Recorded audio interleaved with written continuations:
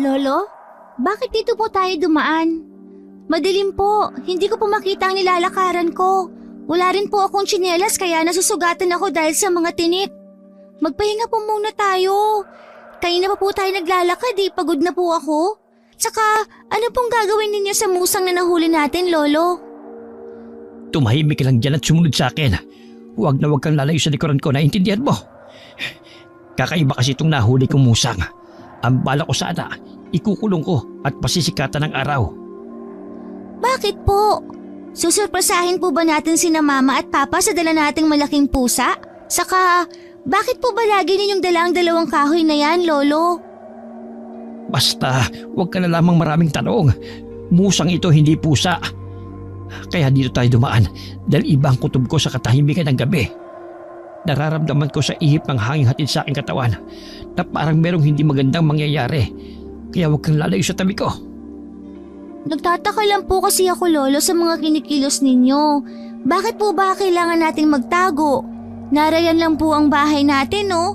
Umalis na po tayo dito sa damuhan. Makati na po kasi at nakakahiwa ng balat.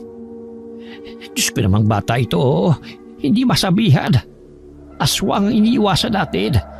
Ang musang na hawak ko, hindi pangkaraniwang pusa, kundi isang mapanganib na aswang. Kumakain sila ng karne ng tao. Kapag lumaki ka na at nasa tamang edad ka na, ituturo ko sa iyo ang paraan sa pakikipaglaban. Ipapamana ko rin sa iyo itong yento ko, pero hindi pa sa ngayon. Ang bahay natin, Lolo, nasusunog! Nandun po sina Mama at Papa. Tulungan po natin sila. Tsaka, bakit ang dami pong musang na nakapalibot sa labas ng bahay natin? Diyos ko po, ang anak ko. Mga hayop sila. Sinunog nila ang bahay ng mga magulang mo, apo ko. Sino po kaya ang lalaki na nakatayo sa harapan ng bahay natin na nasusunog, Lolo? May taklab ang katawan niya ng itim na tela na para po siyang si kamatayan. At para natutuwa po siya sa unti-unting nalalaman na apoy ang bahay natin. Palagay ko, siya ang pinuno ng mga aswang. Bala kasi nilang ubusin ang mga tao sa lugar na ito. Kailangan na nating lisanin ang lugar na ito. Wala na tayong magagawa. Wala na ang mga magulang mo. Bakit po pinatay nilang Mama at Papa ko? Wala naman silang kasalanan, Lolo Hala! Nakita po nila tayo! Nakatingin po sa gawin natin! Diyos ko po, naamoy nila tayo. Takbo, Clarissa! Takbo! Lolo! Hinahabol nila tayo! Madilim po! Hindi ko po makita ang daan! Huwag mo munang intindihin yan. Ang mahalaga ay makaalis tayo rito. Bilisan mo, takbo. Kapag naabutan nila tayo, hindi nila tayo bubuhayin. Dali! Malapit na po sila! Dito ka muna magtago sa malaking punong ito sa mayugat. Kahit na anong mangyari, huwag na huwag kang lalabas. Saan po kayo pupunta, Lolo? Natatakot po ako! Huwag nang matigas ang ulo. Gawin mo na lang ang sinasabi ko. Lakasan mo ang loob mo, apo ko. Kapag nakaligtas ka, sikapin mong lumayo sa lugar na ito at bigyan mo ng hustisya ang pagkamatay ng mga magulang mo. Pero sa ngayon, kailangan mong iligtas ang iyong buhay. Nakikiusap ako. Hindi po kita iiwan, Lolo!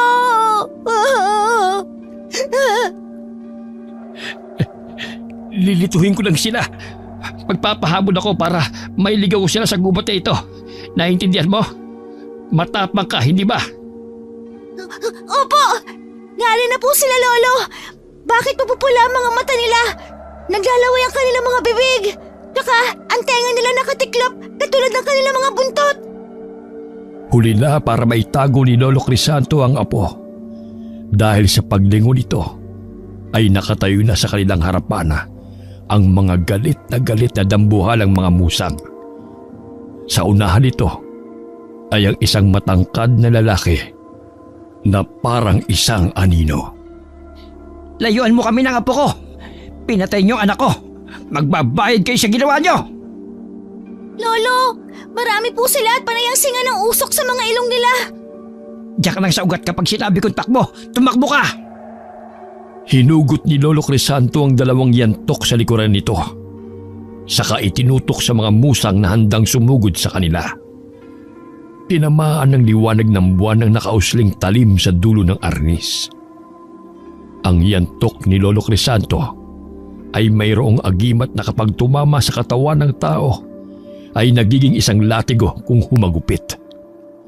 Sumusugat ng malalim at hindi madaling gumaling. Bumabaliktad ang tamaan nito at hindi na nakakabangon. Pagbagsak sa lupa ay nakakapagtakang dumudugo ang kanilang mga bibig. Ang dating mabagal kumilos na matanda ay biglang lumiksi ang katawan. Malakas at mabilis kumilos na parang isang mandirigma. Takbo, Clarissa! Bilisan mo! Lolo, hindi po kita iiwan dito. Huwag nang matigas ang ulo.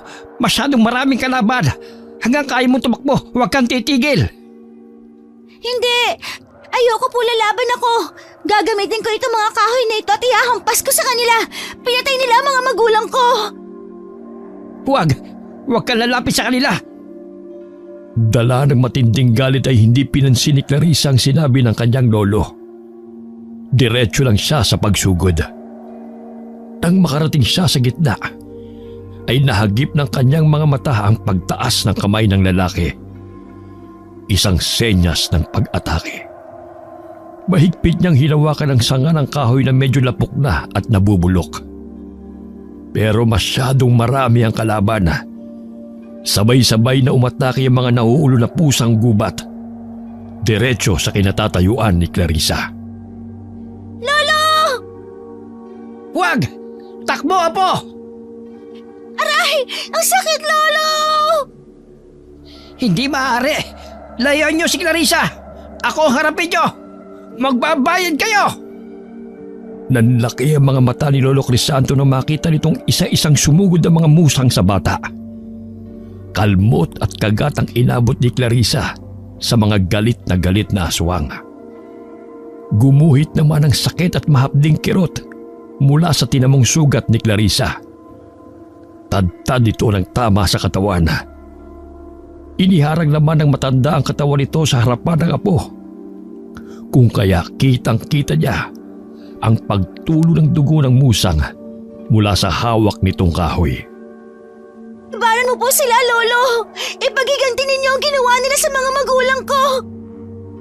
Huwag ka mag-alala, Apo. Darating tayo dyan. Kayo mga kampo ng kadiliman. Ako ang harapin niyo! Mag-iingat kayo, Lolo. Parang hindi sila nauubos. Ang lalaking yon, Lolo, siya ang labanan ninyo. Siya ang nag-uutos sa mga aswang. Siya ang sinusunod ng mga musang. Kaya mo bang tumayo? Hindi ko sila malalabanan ng sabay-sabay. Masyado silang malalakas. Humihina na ako sa pagkipaglaban. Hindi ko po kayang tumayo, Lolo. Pumasang ka sa likod ko. Kailangan makatakas tayo. Hindi ko sila matatalo. Masyado silang marami. Pagkasampa ni Clarissa sa likod ni Lolo Crisanto. Eksakto naman ang pagdaan ng isang lalaking may dalang mga kahoy na panggatong. Dahil sa laki ng dala ng lalaki, hindi nito napansin ang mga ligaw na pusang nagkalat sa daan. Walang awa nila itong nilapa.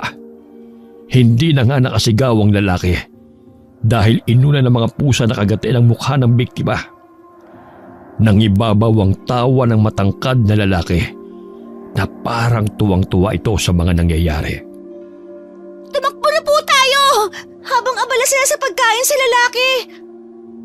Mga halimaw sila. Kumapit ka na mabuti. Tatakbo tayo na mabilis. Lolo, sa bukid may naghihintay na kalabaw. Mukhang pag-aari po yun ang lalaking nilapa nila kanina. Kahit hindi ako marunong sumakay sa kalabaw, ay susubukan natin sakyan yon. Kumapit ka lang, Apo ko. Nari na po sila, Lolo. Diyos ko, mas lalo pa silang dumami. Ikaw na muna sumampa sa kalabaw. Kapag natatalo na ako, patakbuhin mo ito at huwag na huwag kang lilingon. Huwag na muna tayong lumaban. Tumakas na po tayo. Puputulin ko itong tali. Mabilis at buong lakas na pinatid ni Lolo Crisanto ang lubid na nakatali sa putol na kahoy na nakatasak sa putik. Pagsampa ng matanda ay may nakasabit pa ring musang sa damit nito. Kasabay ng paghila sa tali ay inundaya ng hampas sa ulo gamit ang arnis ng matanda. Nahulog ang nakakapit na musang sa taniman ng palay habang nagkikikisay. Lolo Astig! Natalo po ninyo ang musang! Mukhang lalo silang nagalit. Hinahabol pa rin nila tayo. Kapit po! Mabilis ang takbo ng kalabaw! Hindi na sila makakahabol. Malapit ang sumilip ang araw. Sa wakas nakatakas tayo. Napalitan ng luha ang masayasanang boses ni Lolo Crisanto nang maalala nito ang nangyari sa anak. Hagulgol din ang kapalit sa tuwang naramdaman ni Clarissa habang galit na nakatingin sa unahan ng daan. Hindi ko naiintindihan ang mga nangyayari. Papatayin ko sila. Uubusin ko sila pati ang lalaking nag-uutos sa kanila. Ano po bang klase nila lang yun? Sila ang mga aswang na nagtatago sa gubat. Nagaan yung pusa sa gabi. Malinaw na ang lalaking may taklob na yon ang nag-aalaga sa mga musang. Bakit po? Pumapatay sila ng tao? Para saan po? Gusto nilang masolo ang lupain ito. Pakiramdam nila sila ang biktima. Kaya pumapatay sila ng mga taong alam nila magiging banta sa kanilang paghahari. Hindi pa ito ang katapusan. Dahil maraming mga nilalang ang nagkalat sa paligid para sa mga tao. Pagkain lang nila tayo para mabuhay sila. Dahil walang tumatayong tao para lumaban sa kanila at tatapos sa kanilang kasamaan. Dahil wala silang laban sa kampo ng kadiliman. Pati ako'y nagulat sa biglang pagsulpot nila sa gubat. Higit na mas malakas na sila ngayon. Mas dumami pa ang kanilang puwersa. Baka po, Lolo. Galit po ba sila sa panguhuli mo ng mga musang sa gubat para ibenta sa palengke at gawing ulam? Baka po aswangan ang patay ninyo at naghihiganda sila sa atin. Hindi ito pang benta o pang ulam. Isa kami mga antingerong pumapatay ng mga kalahi nila. Nagiging malaking perwisyo ang pananatili nila dito. Maaring tama ka. Pero nagsisimula ng pagsiklab ng laban. Ang kutob ko po, Lolo. Ginambala natin ang tirahan nila. Tayo nagsimula ng laban. Hindi ko alam. Nagtataka lang ako sa lalaki nag-uutos sa kanila. May kutob akong kaya niya ikinukubli ang kanyang muka ay dahil kilala niya tayo. Ganon din tayo sa kanya. Nasaan na po kaya tayo, Lolo? Nasa Karatig Baryo na tayo. Paano po itong kalabaw? Anong gagawin natin sa kanya? Isasama na natin. Iniligtas tayo nito. Kaya magmula ngayon, kasama na natin siya. Hahanap lang tayo ng pansamantalang titirhan. Pagbaba ng maglolo sa tapat ng lumang palengke, kung saan konti pa lamang ang bukas sa tindahan, agad na hinawakan ni Clarissa ang tali ng kalabaw. Inilinga-linga niya ang paningin hanggang bigla na lang siyang tumilapon sa lupa. Pasadsad sa batuhan. Nasaktan pati ang mga kalbot niya sa katawan at sugat na gawa ng mga musang. Pagbangon niya, isang batang lalaki na halos kaedaran niya ang nakita niyang tumatayo rin sa pagkakadapa. Ito ang bumangga sa kanyang katawan. Ano ba? Bakit ba hindi ka tumitingin sa dinaraanan mo? Nabangga mo tuloy ako. Pasensya ka na. Hinahabol kasi ako ni Mama ng pamalo eh. Kaya hindi kita napansin. Ayos ka lang ba? Teka, ang dami mong sugat sa katawan. Kagagawan ko ba ito? Ewan. Humingi lang nga ako ng pasensya, hindi ba? Anong lugar ba ito, bata? Nasaan na ba kami? Ang ibig po ninyong sabihin, dayo lang po kayo dito at saka kalabaw po namin to ah. Bakit nasa inyo po ang alaga namin si Kongge? Ha? Sa'yo ba ito? Nakita kasi namin dito sa palayan. Nag-iisa at walang bantay. Huwag po kayo makipag-usap sa kanya, Lolo. Baka aswang po siya at nagpapanggap na tao. Ano? Ako aswang? Ang tinatanong ko sa inyo, bakit nasa inyo si Kongge? Nasaan ang tatay ko? Ninakaw niyo ba to sa kanya? Abay, wag mo kaming pagbintangan na magnanakaw. Saka, ama mo ba ang nagdala nito sa palayan? Lihim na nagkatinginan sina Clarissa at Lolo Crisanto. Paano nila ipapaliwanag sa bata ang totoong nangyari sa ama nito? Maniniwala kaya ito kung sasabihin nila ang tungkol sa mga aswang? Ganito kasi yon. Naglalakad kami ni Lolo papunta dito sa palengke. Nadaanan namin tong kalabaw na nakasabit sa kahoy. Mabibigti na sana ito. Kinuha lang ni Lolo. Oo, tama. Totoo yun. Kung gano'n na sa inyo pala, kunin mo na at iuwi. Pero, nasan po si tatay? Anong gagamitin niya sa pag-uwi para sa mga dala niyang kahoy? Wala siya dun Baka po hinahanap na ni tatay si Kongge. Ang mabuti pa po, ako na po magdadala sa kanya nito. Bakit po kasi dinala pa po ninyo ito dito Hindi naman sa inyo? Wag mong dalhin doon. Bakit po? May problema po ba? Paano kung hinahanap na ni tatay ang alaga namin? Imposible kasing iniwan niya si Kongge sa palayan. Kung ayaw mo magpapigil, tiwag! Huwag ka rin maniwala, kainis! Tayo na nga, Lolo! Sandali! Kaduda-duda kasi ang mga kilos ninyo. Para kayong nanggaling sa paikipaglaban. Ang mga damit ninyo punit-punit. Ang batang babae maraming sugat sa katawan. Tapos itong matanda, yung dala niyang arnis na nakasabit sa kanyang likuran. Ayan, at maraming pahig ng dugo. Sige nga, paano ko kayo pagkakatiwalaan? Pero delikadong bumalik doon. Mapapahama ka. Ano po kasing ibig ninyong sabihin? May nangyari bang masama sa tatay ko? Pasensya na pero wala kaming alam sa sinasabi mo Nag-aalala lang kami sa'yo.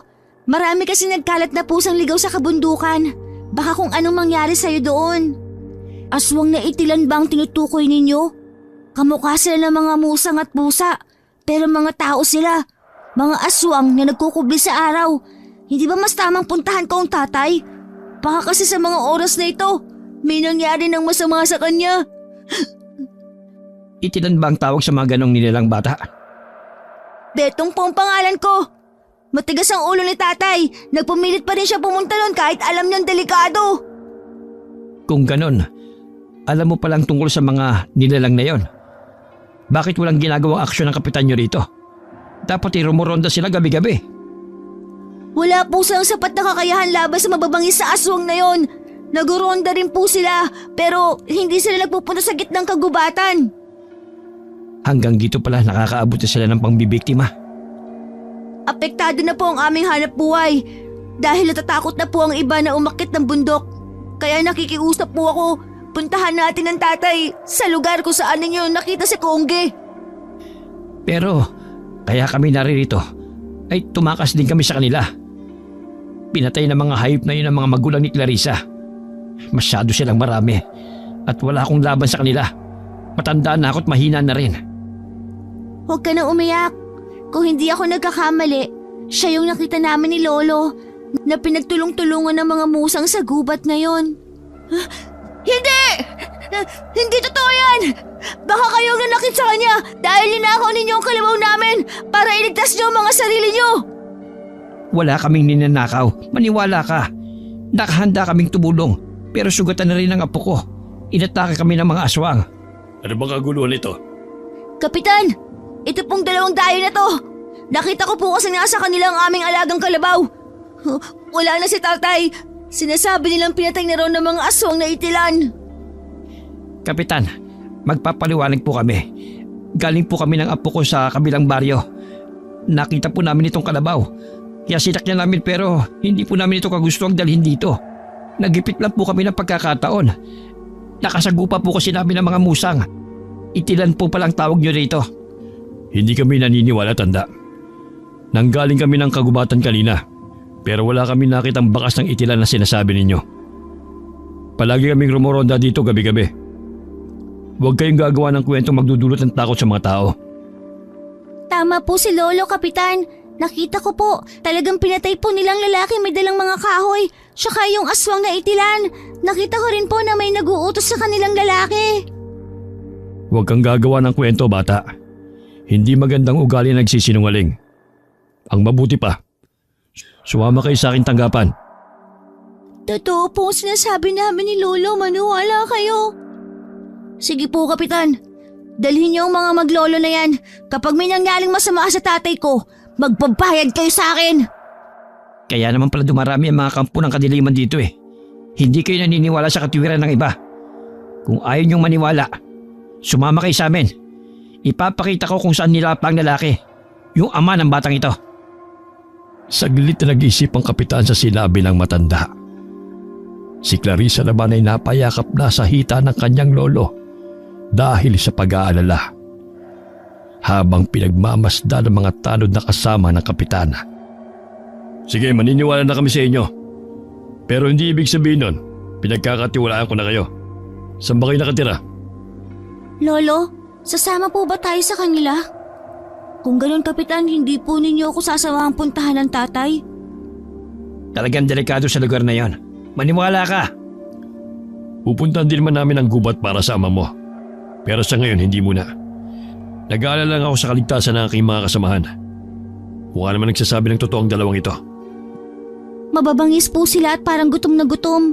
Nakakatakot ang kanilang itsura na parang iisang kumilos kapag nag-uutos ang lalaki, yung pinunong nila. Ayoko maniwala. Pinaiikot niyo lang ang ulo ni Kapitan.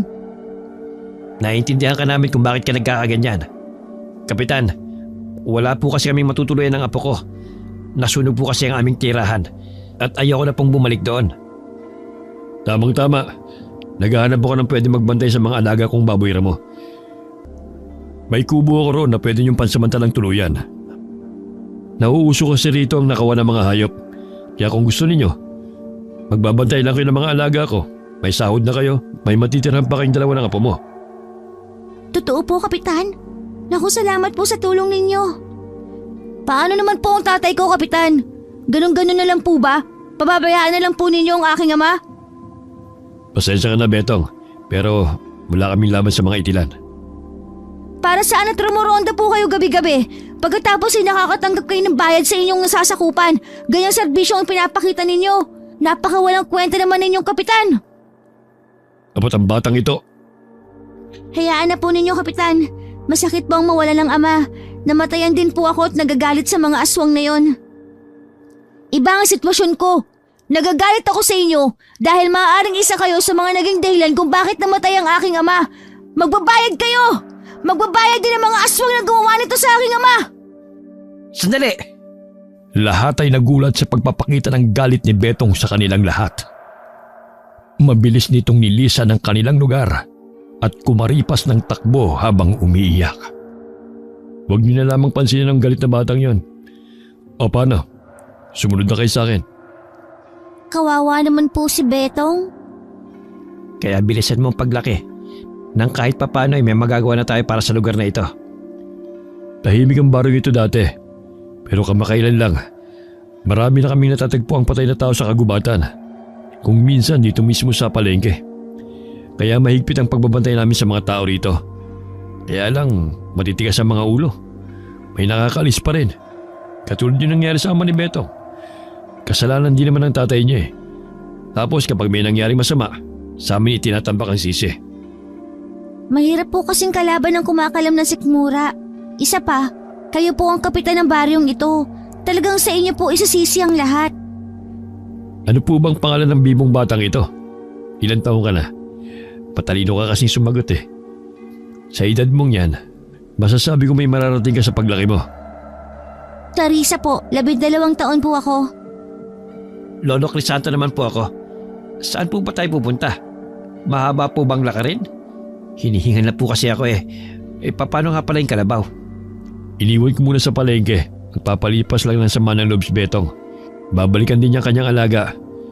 Buntok po kasi pupuntahan natin. Pero huwag kayo mag-alala. Ligtas po kayo ron. Ligtas po bang nararyan ng mga itilan? Nakaharang sa daraanan natin? Diyos ko po. Totoo nga. Nakabang na sa atin at mga nakaupo habang hinihintay tayo. Apo ko, dito ka lang sa likod ko. Mukhang nasundan kayo, Lolo Crisanto. Lolo! Nakakatakot po ang kanilang mga mata!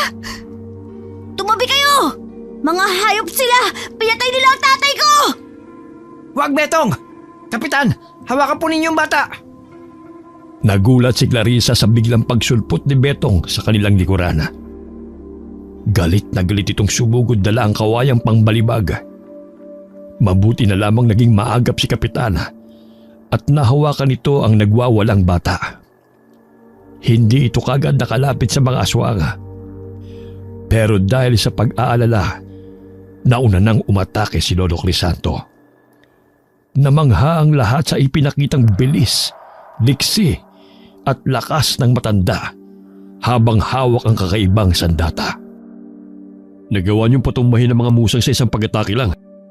Kakaibang hawak niyong dalawang kahoy. Kung hindi ako nagkakamali, arnis sa mga yan. Para kayong bigla nagbago dahil sa hawak niyong arnis. Nagbabago po talaga si Lolo kapag ginagamit niya ang kahoy na yan. Lahat po ay bumabagsak kapag nahahampas na niya ang kanyang sandata.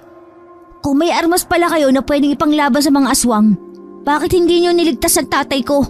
Iniwan niyo para sa inyong mga sarili. Dahil inuna ko kaligtasan ng aking apo. Masyado silang marami. Matandaan na ako at kulang na sa lakas. Ngayon nasaksihan ko ang galing niyo sa pagkipaglaban. Mukhang tamang pagkakapili ko sa inyo. Mababawasan na ang mga magnanakaw ng mga alagang hayop sa lugar na ito.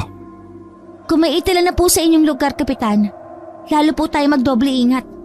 Kailangang mas dumami po ang inyong mga tanod. Magbabayad ang hayop ng mga aswang na yon. Magbabayad sila! Teka, Kapitan. Sa gawing yun, tingnan nyo. Hindi ba tao yung nakahandusay sa damuhan? Aba, tama ka. Mukhang may nabiktima na naman ng mga aswang. Tayo na, lapitan natin. Lolo, titignan pa po ba natin? Mukhang karumal-dumal po ang nangyari sa biktima. Abot, Kapitan! Tanod po ninyo ito! Si Kuya Itoy! Diyos ko, ubos ang mga bituka sa tiyan.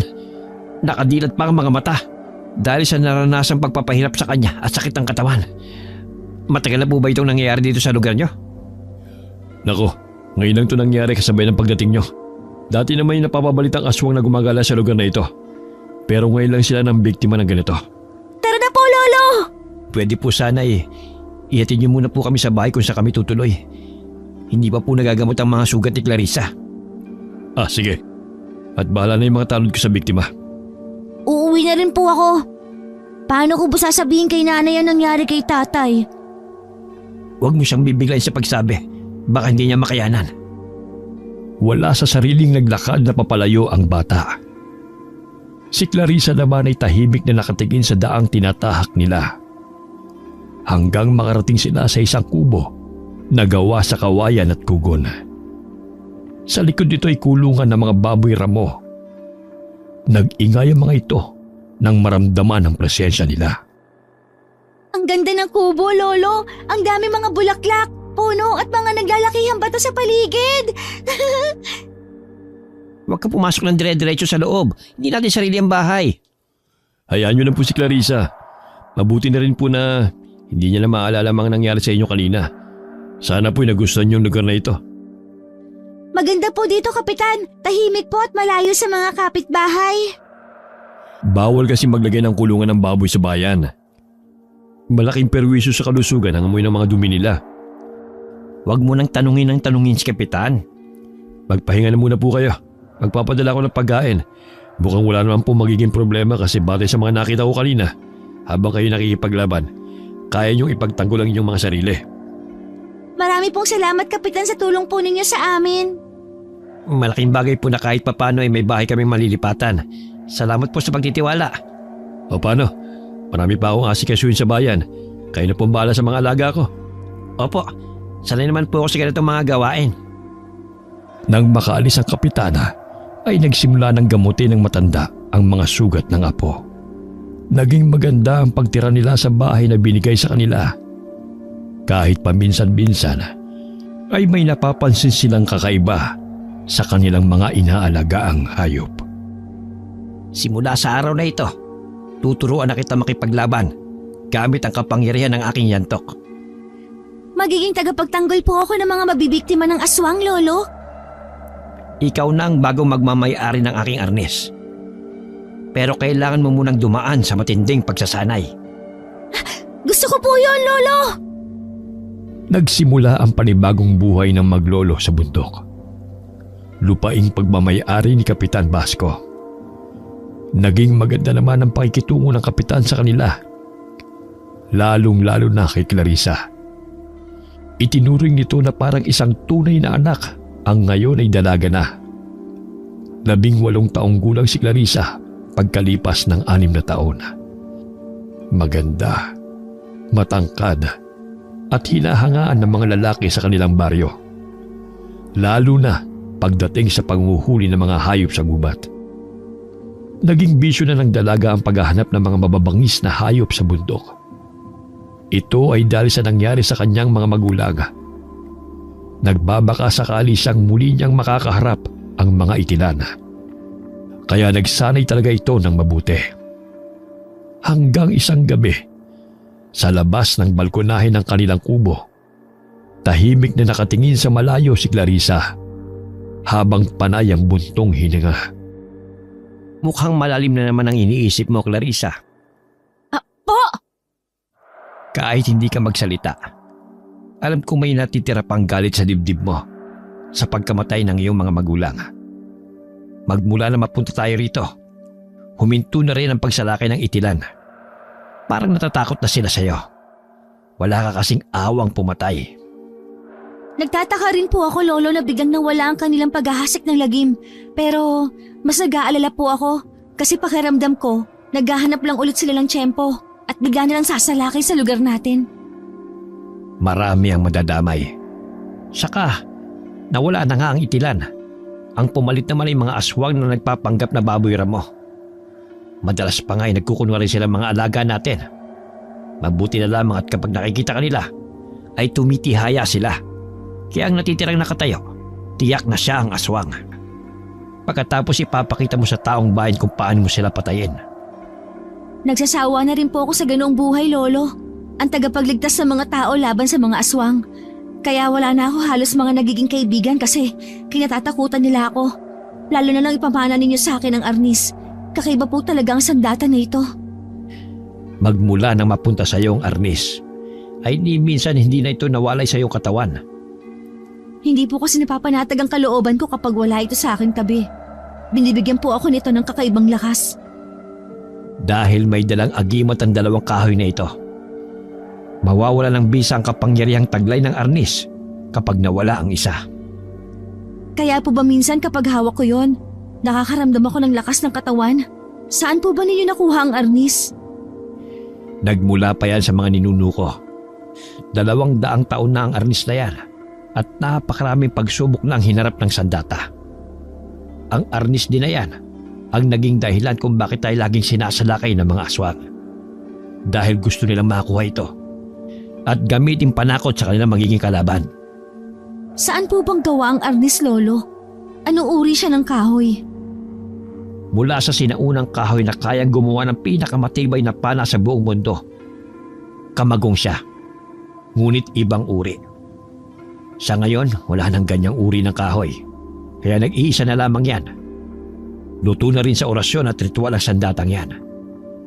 Hindi ko rin akalaing mapupunta sa iyo. Dahil minsan nang nawala ko ito. At ngayon ko na lang din nahanap. Kusa siyang bumabalik sa may-ari. Si Betong magmula nang mahanap niya ang buto ng kalansay ng kanyang ama. Naging maiinitin na ang ulo nito. At kuminsan, kusa siyang umaalis mag-isa. Para sa paghahanap ng katarungan sa nangyari dito. Kaibigan ko po siya at natatakot akong baka mabiktima rin siya ng aswang. Namatay rin ang kanyang ina matapos malaman nito ang pagkamatay ng asawa. Lolo, tingnan niyo! Sa puno katapat ng pintong kinaroroonan natin. Diyos ko, ang pinuno ng itilan. Bumalik sila at nahanap nila tayo. Papatayin ko siya, Lolo! Huwag ka munang sumugod. Hindi pupunta ang hayop na yan nang walang kasama. Mukhang masama ito. Natunto na niya ang kinaroroonan natin. Ano bang kinukuha nila sa atin, Lolo? Ikaw mismong sadya nila, Apo. Gusto ka nilang patayin at makuha ang arnis. Mag-iingat ka. Bakit po gusto nila akong patayin? Gagawin ka nilang halimbawa sa mga kalahi nila. Kagaya na nangyari sa iyong ina. Ang totoo, marami ka pang hindi nalalaman tungkol sa mga magulang mo. Dati sila mga hunter o manunugis ng mga aswang. Napatay nila ang anak ng pinuno nila. Kaya magmula noon, palagi na nila tayong hinahabol. Ngayon bumalik na sila ng mas higit na marami kesa noon. Tama kayo, Lolo.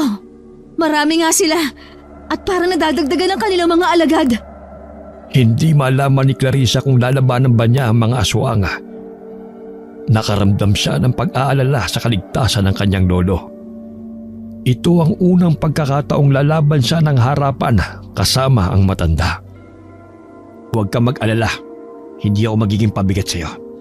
Lalabanan natin sila. Kunin po ninyo ang itak sa likod ng pinto. May mga dumaan sa likod ng bahay natin. Kabilaan tayo.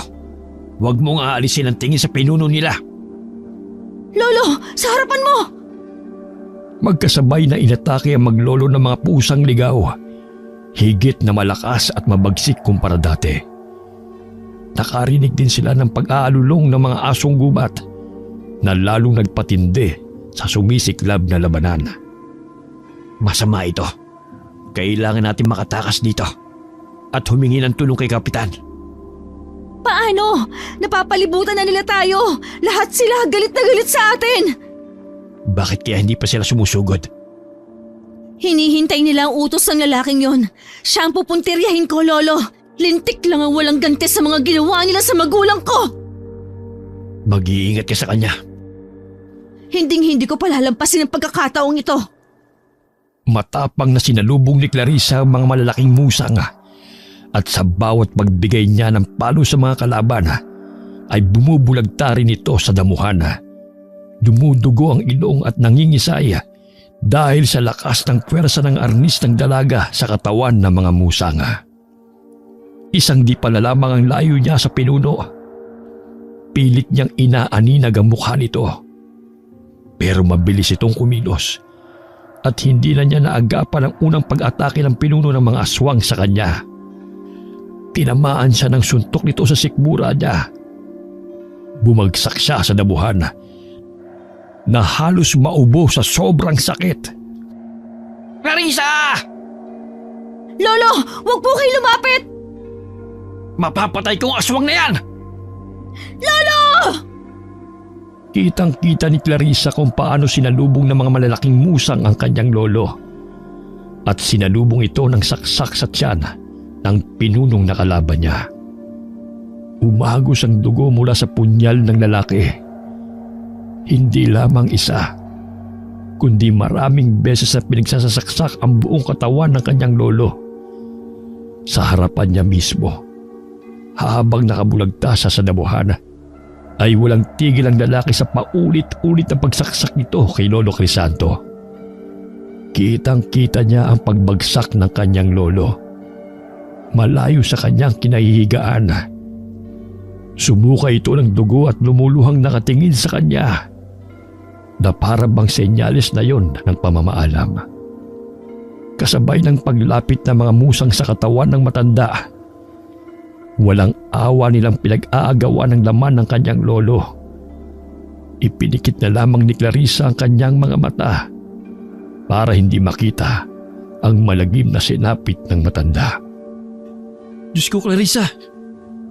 Mabuti dumating ka. Si Lolo, tulungan mo. Mag-iingat ka. Kailangan mailayo muna kita rito. Duguan ka dahil sa tama ng iyong saksak sa sikmura. Ha? Ang lolo ko, Betong! Ikaw muna, Clarissa. Hindi ko sila kaya. Masama rin ang tama mo. Wala na si Lolo Crisanto. Wala na tayong magagawa. Nakikiusap ako. Agad na nandilim ang paningin ni Clarissa. Naramdaman na lamang niya ang mga bisig ng binata na binuhat siya at isinakay sa naghihintay nitong kabayo. Ramdam na ramdam niya ang sakit ng inaakala niyang suntok ay kutsilyo pala ang tumama sa kanya. Mabilis na napabalikwas ng bangon si Clarissa, kasabay ng pagguhit ng sakit sa kanyang sikmura. Hagulgol ng iyak ang siyang umagaw ng atensyon sa mga taong nasa labas ng kwartong kinaroroonan niya. Lolo! Nasaan si Lolo? Huwag ka munang kumilos. Makakasama sa'yo. Baka bumuka ang sugat mo. Ano ba kasi nangyari, Clarissa? Napakaraming patay na musang sa kubo ko at pati ang katawan ng lolo mo. Halos magkapira-piraso. Sumalakay muli ang mga itilan. 6 na taon silang nagpahinga. Paano nila nahanap ang lugar nyo? Kapalit ay kapalit. Kabayaran sa utang kapalit ng buhay ng umutang. Nagparami muna sila para maningil ng pautang. Pinatay nila ang mga magulang ko. Ngayon ay ang lolo ko. Bakit? Anong nagawa nilang kasalanan? 6 na taon nang nakakalipas ay may napabalitang sinunog na bahay sa gitna ng kagubatan. Kung hindi ako nagkakabali, bahay yun ng mga magulang mo. Ang matatapang na antingerong kumakalaban sa mga aswang na itilan. Dumating na ang paniningil ng mga aswang na napatay ng iyong mga magulang. At ikaw, bilang natitirang lahi ng antingero, buburahin ka nila sa mundong ito. Patunay na ikaw ang habol nila at ang makapangyarihang arnis na hawak mo ang siyang kinukuha nila. Bakit po? Napakarami ninyong alam tungkol sa mga magulang ko. Hindi ko kayo kilala. Isa pa, hindi ko naiintindihan ang mga sinasabi ninyo. Lola ko siya. Isang albularya at matalik na kaibigan ni Lolo Crisanto. Malaking may tutulong niya sa problema mo. Tutulungan kitang lumaban sa kanila. Pero masyadong mahina si Clarissa para lumaban.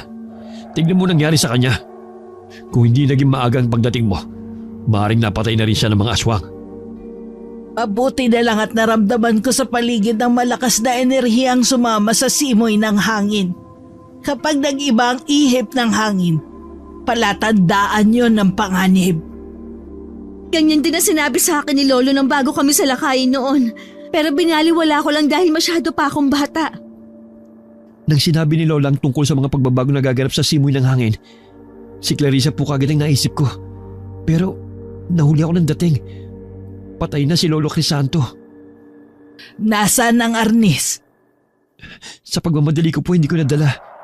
Hinahabol po kasi kami ng mga musang pati ng mga baboy ramo. Kaya hindi ko na po binalikan. Ako na lang ang kukuha. Hahanapin ko mabuti. Huwag, Kapitan. Delikado. Paano kung bumalik ang mga aswang? Ang sabi ng Lolo, ang tunay lang daw na nagmamay-ari ng arnis ang makakahanap sa sandata. Babalik po ako doon. Nasisira ka na ba ng ulo? Sa kalagayan mong yan, hahayaan ka namin pumunta ron? Magpagaling ka muna bago ka lumaban. Tama si Betong. Kailangan mo muna mag-ipon ng lakas. Tutulungan kita. Katulad mo ipaghihiganti ko rin ang pagkamatay ng aking anak.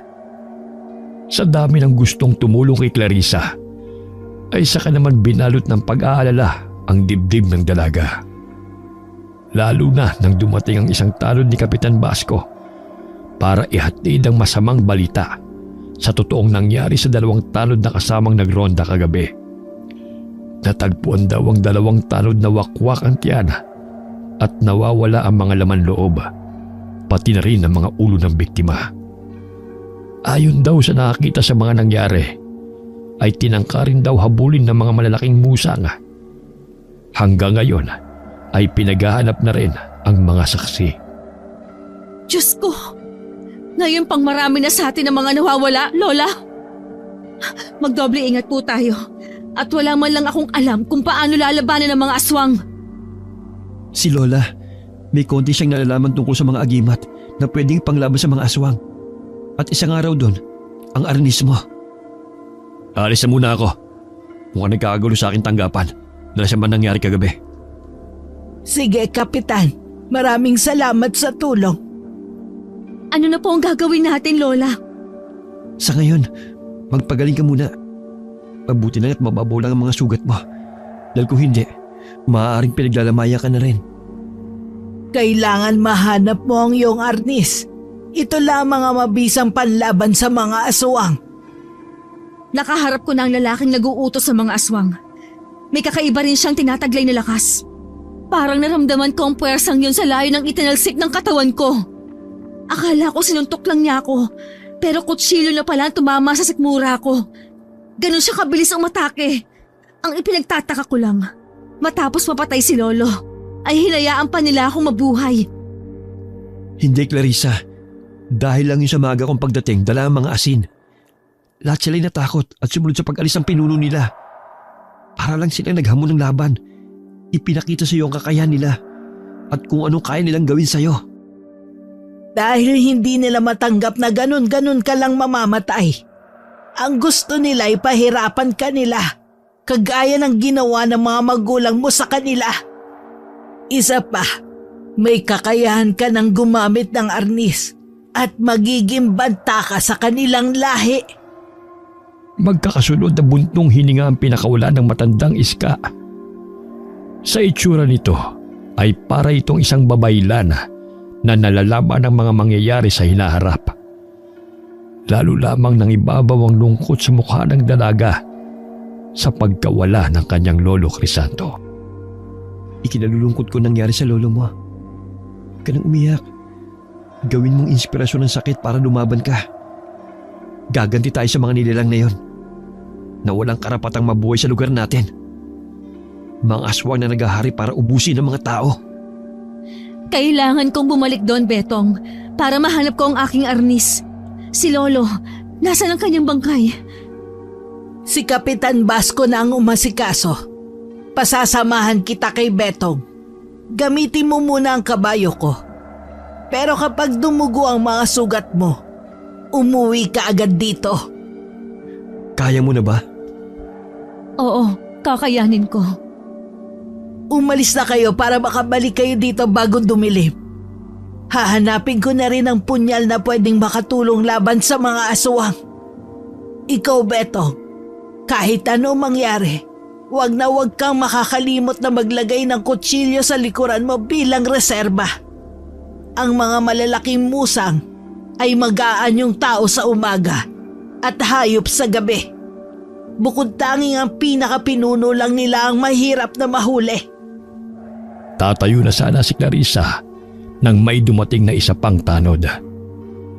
Huwag daw munang umalis si Clarissa dahil ito raw ang pinagbibintangan ng taong bayan na may dala ng kamalasan, patayan at aswang sa kanilang baryo.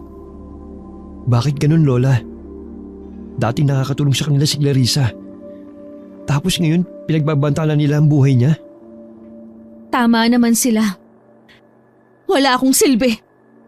Magmula lang mapadpad kami rito, sunod-sunod na ang kamalasan sa lugar ninyo. Nagkakamali ka. Dati nang may nangyayaring ganito sa lugar na ito. At kayo lang ng lolo mo ang malakas ang loob na lumaban sa mga aswang. Tama si Lola Clarissa. Huwag mo silang intindihin. Mas maraming nawala sa'yo. Sige na, kailangan maunahan ninyo ang kampon ng kadiliman sa paghahanap ng arnis. Dalhin ninyo ang mga punyal na ito. Gawa sa sinaunang bato na may kakayahang sumugat ng katawan ng aswang. Balutin mo maigi ang sugat mo nang hindi maamoy ng mga nilalang na humahabol sa inyo. Salamat po sa tulong ninyo, Lola. Kailangan na po namin umalis, Lola. Kahit masakit pa ang sugat ni Clarissa, pinilit nitong sumampa sa likod ng kabayo habang tahimik na umiiyak. Ito'y dahil hindi na niya makikita ang lolo niya. Ang natira na labang ay ang alaalang paulit-ulit na bumabalik sa kanyang isipan kung ano ang sinapit ng matanda sa kamay ng mga kalaban. Tatagan mong loob mo. Ganyan din ang naramdaman ko nung mawala si tatay sa akin at ang nanay ko. Halos lamunin ako ng galit sa mga nangyari. Hanggang pati sa iyo at kay lolo, sumama ang loob ko. Nakita ko kung paano nila pinagluray-luray ang katawan ng lolo ko. Kaya halos hindi ako makahinga sa tindi ng galit ko. Pero wala akong magawa. Tapos na mapapala ko lang sa mga taong natulungan ko ay ang ibintangang kasalanan ang aswang na may dahilan. Maraming tao sa bahay niyo. Teka, si Kapitan at mga tanod niya? Para may hinahanap sila sa damuhan. Siguro pinapahanap ng matanda ang arnis mo. Sa halip na bumaba, ay nagulat pa sina Clarissa at Betong sa ilang mga taong sumugod sa kanilang kinatatayuan. Galit na galit ang mga taong pinagtatabuyan sila. At sa lakas ng mga boses ng tao, ay nagtawag pa ito ng mga kasama para pagtulungan sila. Kaya walang nagawa ang dalawa kundi lumayo sa lugar na yon. Saka na lamang sila babalik para sa arnis kapag nakaalis na ang mga tao. Ano na ang gagawin natin? Mukhang may nakahanap na ng aking sandata. Kapag napasa kamay yun ng ibang tao, Tuluyan na mawawala ang pag-asa kung may pagtanggol ang ating mga kababaryo. Kahit delikado, magpapagabi tayo. Hihintayin natin makaalis ang mga tao. Anong ginagawa niyo rito? Hindi ba't sabi kong huwag muna kayong pupunta rito dahil sa mga taong galit na galit sa mga nangyari? Sila ang mga taong nawala ng mga minamahal sa buhay. Hindi ka ba natatakot sa kanila? At sa maaari nilang gawin sa inyo? Wala akong ginagawang kasalanan sa kanila. Nawalan din ako ng pamilya. Pero hindi nila alam yun. Mas makakabuting umuwi muna tayo. Tama si Kapitan. Iuwi mo muna si Clarissa, Betong. Huwag mo sanang tanggihan ang pag-aalala namin sa iyo. Mas makakabuti magpagaling ka muna. Pinitik ni Betong ang tali ng kabayo. Kaya wala nang nagawa si Clarissa kundi ang sumunod sa dalawa. Habang nasa daan sila, ay panay ang lingon ni Betong sa kanilang likuran na para bang nararamdaman ito na may sumusunod sa kanilang dalawa. Pati ang kanilang sinasakyang kabayo ay walang tigil sa paghalinghing na para bang nararamdaman ito na may nakaambang panganib sa kanilang dalawa. Mukhang may sumusunod sa atin, Betong. Hindi kaya si Kapitan Basco? Nako, sa paligay ko hindi. Kilala ng kabayo ko si Kapitan. Kung ganon, may sumusunod na pangalib sa ating dalawa. Kanina ko pa nga nararamdaman eh. Yeah! Kumapit ka lang sa likuran ko, Clarissa. Patatakbuhin ko na mabilis ang kabayo ko. Yeah! Diyos ko, mga asong gubot pa lang humahabol sa atin. Yeah! Kumapit ka lang. Tisin mo muna ang sakit ng sugat mo. Yeah! Huwag mo akong alalahanin. Kahit araw pala ay sumusugod ang mga nilalang na yan sa mga tao. Hindi sila mga aswang na katulad ng mga pusa. Naamoy lang nila ang sariwang dugo ng katawan mo. Mabangong-mabango yan sa kanila.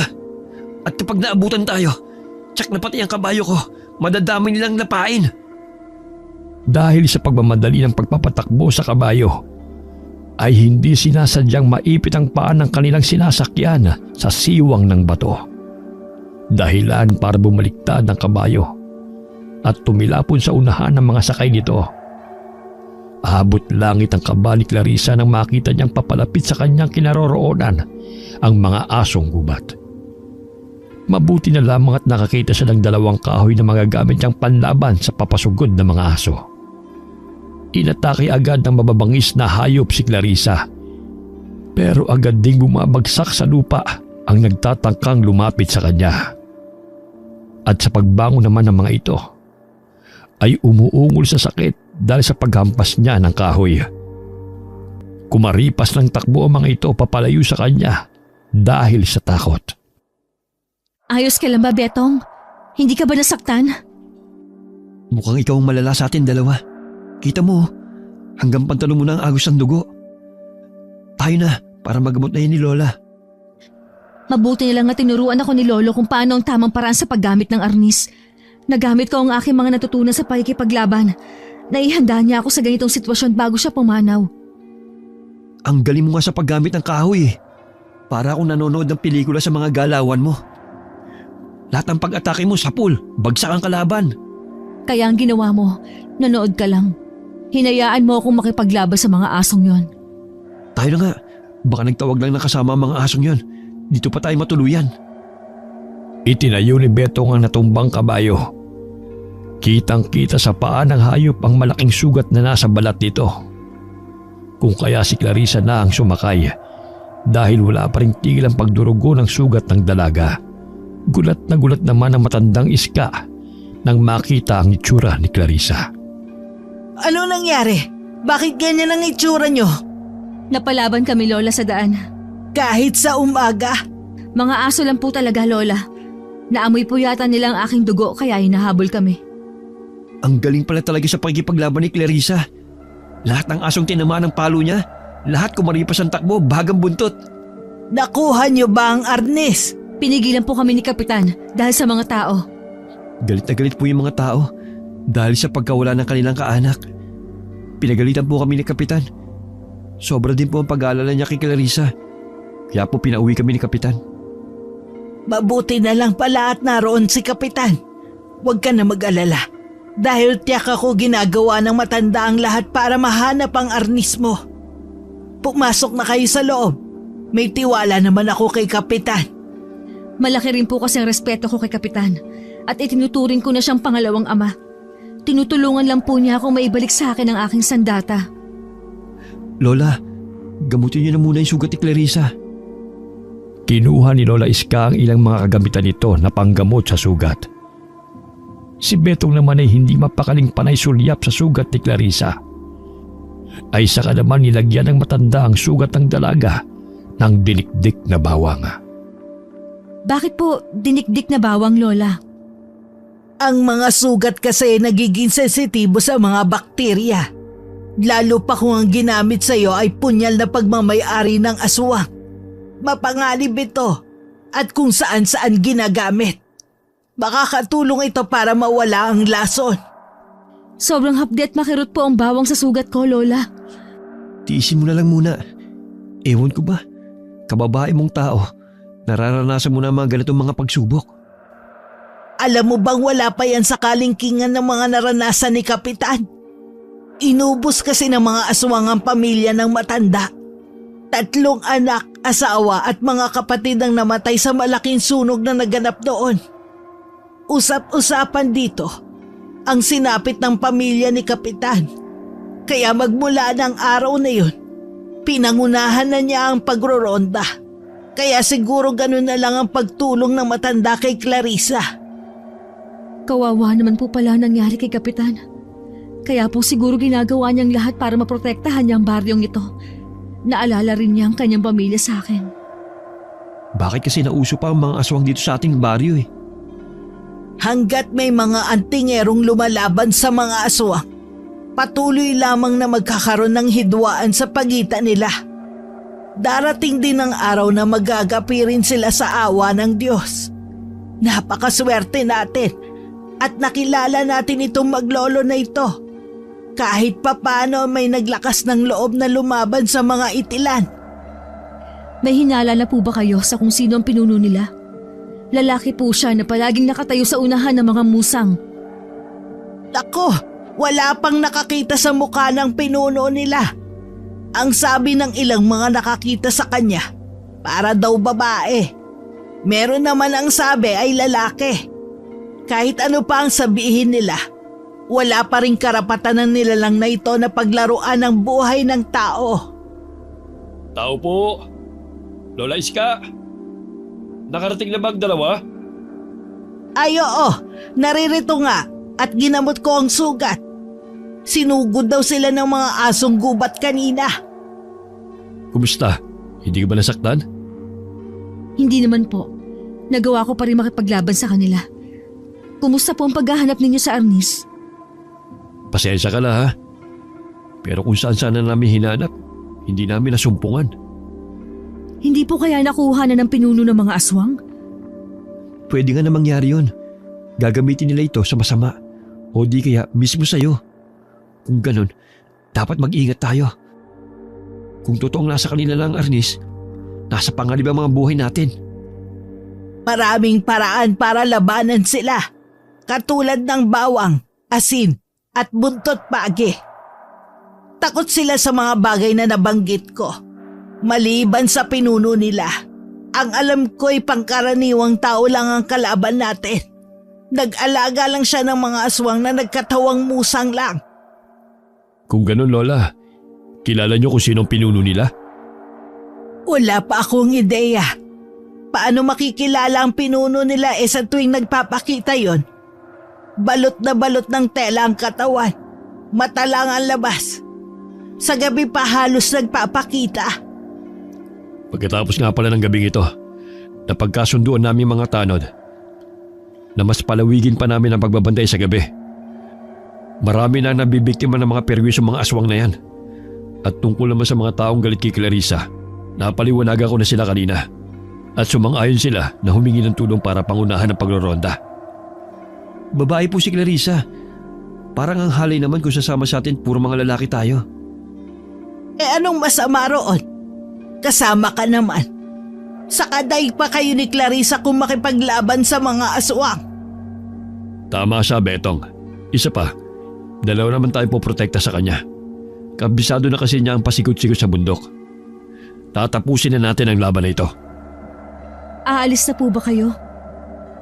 Oo, bilisan mong magpagaling para makasama ka sa paglororonda sa ikalawang araw. Kailangan ko na rin umalis dahil inaasikaso ko yung buro ng mga kasamahan ko napatay ng mga musang kagabi. Talagang dapat pigilan ang pagkakalat nila ng lagim. Bago yun, kailangan mo nang inumin tong inihanda akong mga halamang gamot. Betong, ikaw na munang bahala kay Clarissa ha? Lola, nandiyan pa ba sa inyo yung pang-ipit ng tubo? Naririto pa. Bakit ba? May pagagamitan lang ako. Para saan po ang dala ninyong 2 bilog na semento? Ito ba? Maganda kasi itong panakot sa mga kamay na mahuhuli kong magnanakaw. Nang magtanda at hindi na umulit. Tango lamang ang itinugo ni Clarissa sa sinabing yon ng kapitana. Nang lingunin niya si Betong, ay seryoso itong pinupunasan ng ginamit nitong itak nang minsang sumundo ito sa kanya. Hindi naman maipaliwanag ni Clarissa ang kanyang nararamdamang kaba nang magtama ang kanilang mga mata. Bakit po? May gumugulo ba sa isip niyo? Oo nga, napapansin ko na parang nag-aalala ka. Dahil ba sa mga nangyari kay Lolo Crisanto? Bigla po akong kinabahan nang makita ang dala ni Kapitan. Matagal na po ba ninyong kakilala ang punong barangay natin? 10 taon ko na siyang kakilala. Maayos naman ang kanyang pamamalakad.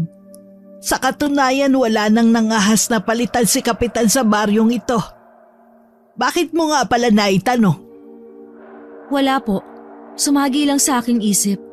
Para po kasing may nagbago sa kanyang ikinikilos. Baka nalulungkot lang dahil nalagasan na naman siya ng mga tauhan. Itinuturing niya kasing kapamilya yung mga nasasakupan niya. Tama ka riyan. Wala akong masabi sa pamumuno niya. Wala akong maipipintas.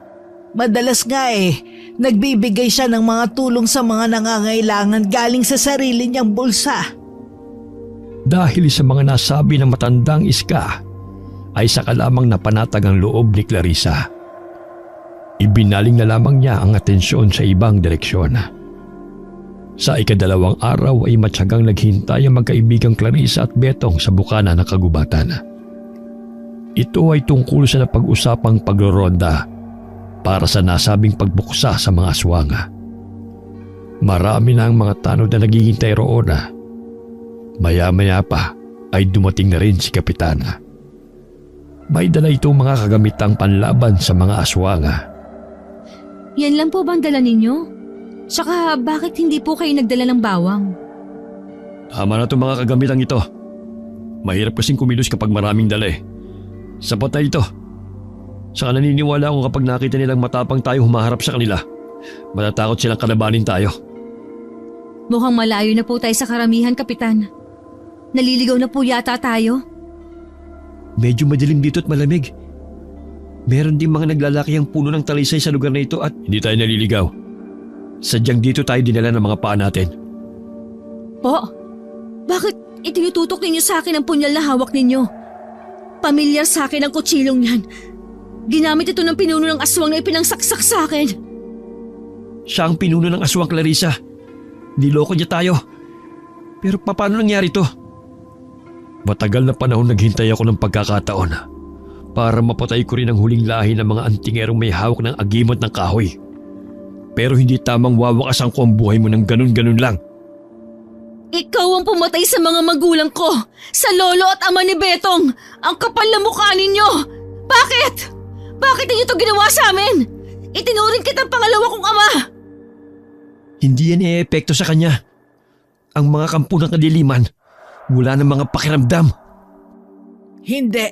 Meron pa. Heto sa'yo dinikdik na bawang. Dali, Clarissa, atakihin mo ang traidor na yan! Kitang-kita ni Clarissa ang epekto ng dinikdik na bawang sa katawan ni Kapitana. Kaya ang armas niyang 2 kahoy ay naihampas niya rito ng ubod ng lakas. Ngunit sa pagbawi ng matanda, ay pinuntirya naman ito ang dating sugat ng dalaga. Pinag-aralan ko kahinaan mo. Patay ka na sana dati kasama ni Tanda. Kaya lang na kaya namang gagong ito Ako ang harapin mo! Naniwala akong mabuti kang tao. Yung pala kampon ka ng mga demonyo. Pinatay mo ang mga kasamahan mo para palabasing biktima ka rin ng mga aswang. Dahil pinatay ng mga magulang ng batang yan ang buo kong pamilya. Nararapat lang na pagbayaran nila ang pagkuha sa buhay ng asawa at mga anak ko. Kulang pang kabayaran ng mga buhay ninyo. Pero bago yun, ay gagawa ko ng isang palabas. Isang pelikulang hindi makakalimutan ng mga manonood. Galit na galit si Kapitan Basco habang tinutungtungan ang likod ni Clarissa. Kaya naman hindi magawang makalapit ni Betong para tulungan ang dalaga. May minsan pang ikinukuskus ang paa nito sa likod ng babae. Pagkatapos ay inuundaya ng sipa sa mismong sugat nito. Kapag nakatakas ako dito, maniningil din ako sa buhay na inutang mo sa akin. Kung makakaligtas ka pa sa gagawin ko, tignan lang natin ang tapang mo kapag unti-unti lang dinudurog ang mga buto mo sa braso. Tumakbo na kayo, Lola! Iligtasan ninyo ang mga sarili nyo! Hindi na kayo makakatakas.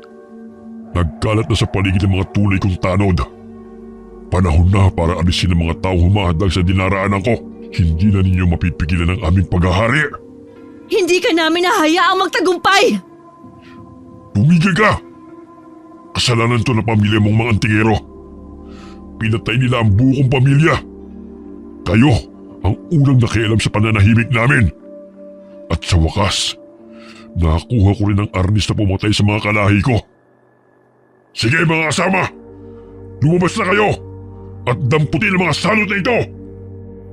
Mula sa mga nagtataas ang mga punong kahoy ay nagsilabasan ng mga naglalakihang musang, aso at baboy ramo na kanyang mga inaalagaan.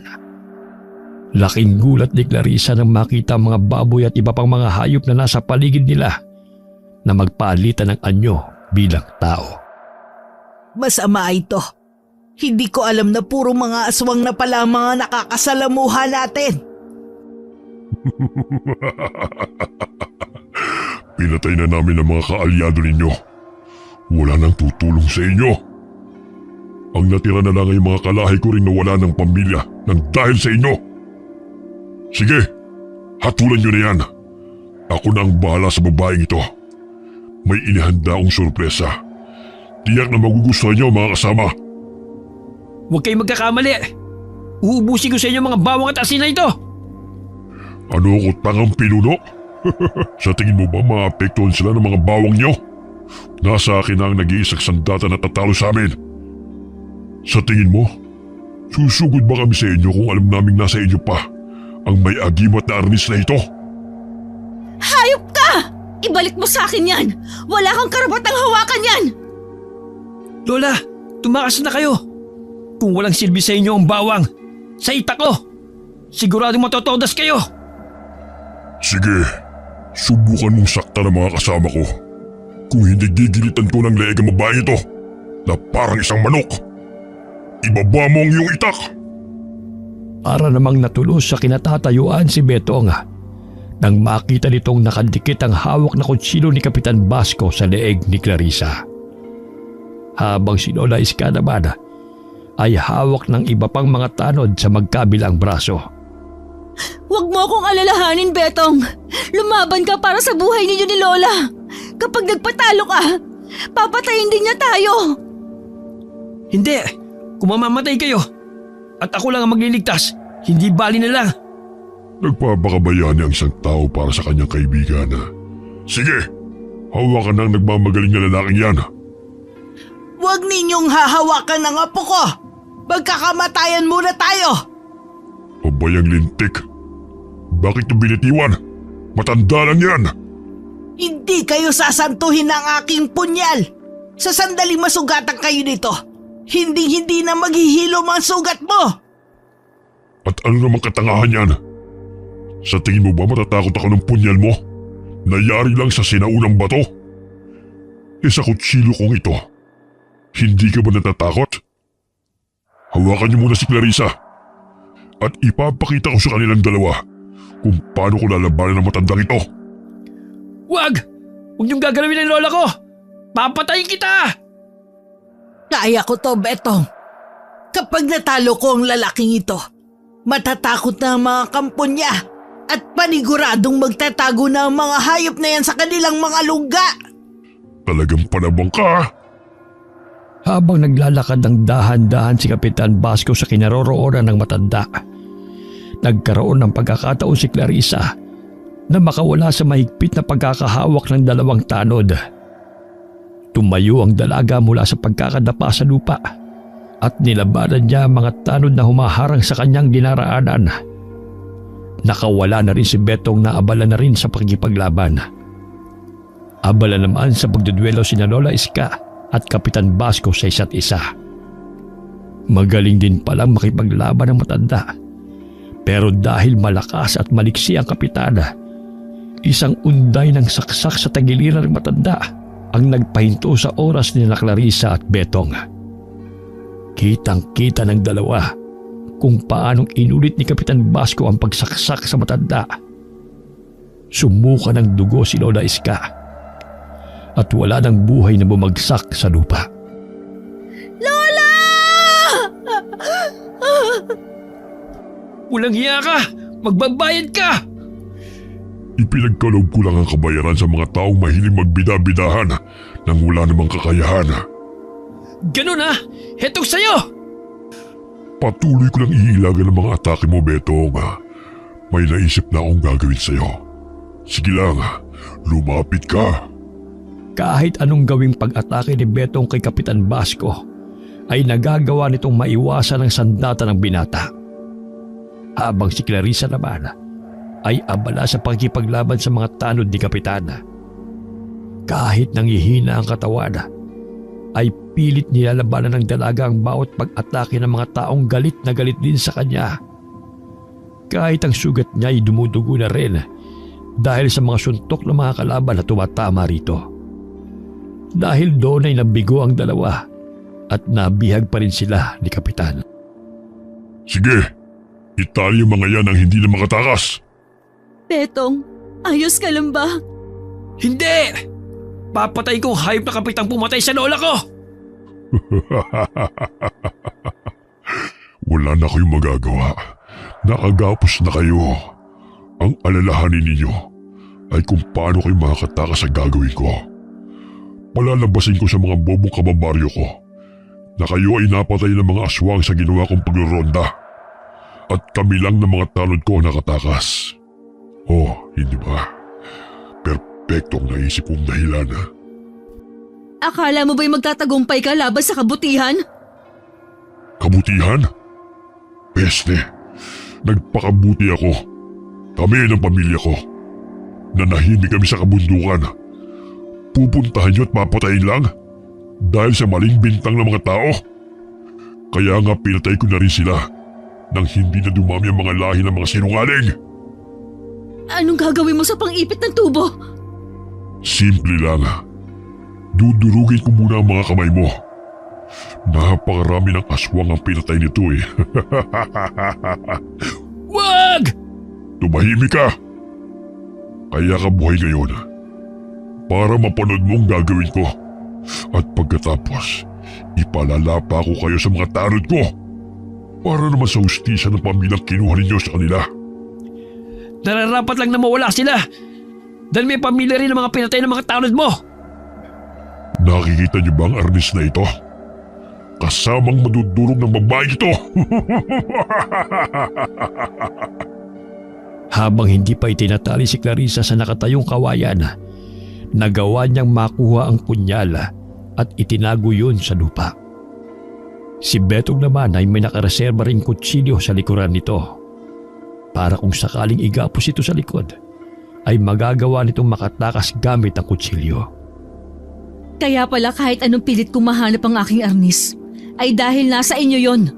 Matagal na kayo sumusubaybay sa akin. Gamit ang pagbabalat kayo. Mapagkunwaring nila lang na ang tanging gusto ay kapangyarihan. Malaki ang kasalanan ng mga magulang mo sa akin. Pati na ang lolo mong inutil. Pinatay nila ang aking anak. Kaya tama lang na buhay din niya ang kapalit. Kaya magiging masaya lang ako kapag namatay ka rin. Hinding-hindi mangyayari yon. Pati ang matandang si Lola Iska, idinamay mo! Dapat lang yun sa kanya. Masyado siyang pakialamera. Kaya tama lang na magsama sila ng pamilya niyang inuud na sa impyerno. Mauna ka mamatay kaysa sa amin! Hayop ka, mamatay ka na! Ang bunga kalaban ninyo, ganun lang ako kadaling talunin. Pwes nagkakamali ka. Pagmasdan mo, binata, ang gagawin ko sa kaibigan mong mayabang. Hayop ka! Hindi ka magtatagumpay sa mga binabalak mo!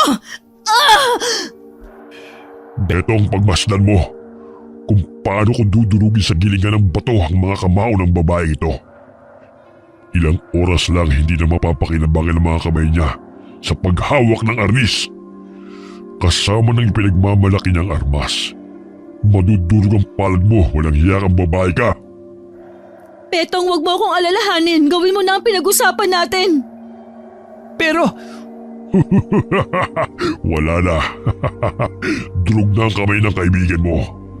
Bumagsak na sa lupa. Habang damang-dama ni Clarissa ang sakit ng nadurog niyang mga kamay, gumapang siya papalapit sa pinagtaguan niya ng kutsilyo sa dulo ng arnis. Kahit abala pa rin ang matanda sa pakikipag-usap kay Betong, ay unti-unti ring nakakalagang tali nito sa kamay. Walang kahirap-hirap na sinugod nito ng saksak si Kapitan Basco. Bago pa man nakalapit ang binata at maitusok ang punyal sa dibdib nito, nauna nang naitarak ni Clarissa ang kutsilong naitago niya sa lupa. Sinagad niya hanggang maupos ito. Ngayon, sabihin mo sa akin kung wala nang ang silbi ang mga kamay ko. heto pa! Para sa aking ama na pinatay mo! Isa pa para kay Lola! Para sa mga magulang ko na sinunog mo. 2 para kay Lola at 3 para sa lahat ng ginawa mong pagsira sa buhay ko. Isa pa! Naisan niyo ko. Napaluhod sa lupa si Kapitana at nagpasigok-sigok sa bumarang dugo sa lalamunan nito. Umagos ang pulang likido sa katawan nito at pumatak sa lupa. Sa kapinasadahan ng paggilit sa leeg nito, gamit ang matalas na kutsilyong hawak ni Betong. Nanginginig naman ang mga kamay ni Clarissa dahil sa nadurog niyang mga kamao. Kasabay ng pagbagsak sa lupa ang pagtihaya ng wala ng buhay na si Kapitan Basco. Ako na ang bahala sa mga kampon ni Kapitan. Kaya mo bang hawakan ang arnis mo? May taglay na kapangyarihan ng arnis na ito na magbibigay ng lakas at liksis sa akin para labanan ng mga salot na ito. Katulad ng plano ng kapitan na ito. Palalabasin nating inatake tayo ng mga aswang at tayo lang ang nakaligtas. Panahon na para magkaroon ng katahimikan ng lugar na ito. Nang maramdaman ni Clarissa ang matigas na kahoy ng arnis, ay nagawa niyang maihawak ang nabugbog na mga kamay. Walang awa niyang pinagpapalo sa ulo, batok at likod ang mga sumugod sa kanilang mga musang na bumalik na sa dati nilang anyo. Ang iba naman ay kumaripas na ng takbo dahil sa takot. Umuwi na tayo, Betong. Natalo na natin sila. Magmula ngayon, magkasama na tayong wawalisin ang mga kampo ng kadiliman. Sa tulong ng arnis ko. Ako naman, sa pagpapatuloy ng pagiging albularyo ni Lola. Dahil sa pagkakapaslang ni Clarissa sa pinuno ng mga itinana, naglaho na parang bula ang kwento tungkol sa mga aswang. Naging bayani sa mata nila ang dalagang si Clarissa at kinatakutan ng ibang mga kawatana tulad ng mga salot ng lipunan. Takot sila sa hagupit ng palo ng mahiwagang arnis. Wakas.